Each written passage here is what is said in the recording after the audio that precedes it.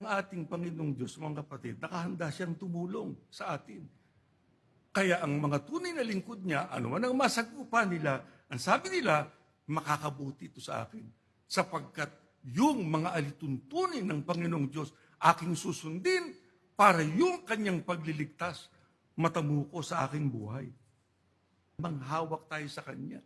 Mangunyapi tayo sa Kanya, huwag tayong bibitaw. Pagka lagi kang nanghawak sa Kanya, lagi kang nagtiwala sa Kanya, sumampalataya, umasa sa Kanyang magagawa, hindi tayo pababayaan ng ating Panginoong Diyos.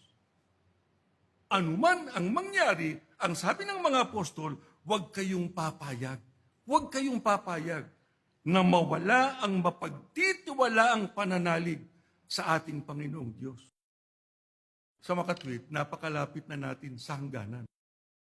Lalo nating panghawakan ng ating kahalalan, lalo nating panghawakan ng ating pagkaiglesia ni Kristo, para nang sa ganon makatiyak tayo ng ating kaligtasan sa araw ng paghuhukom.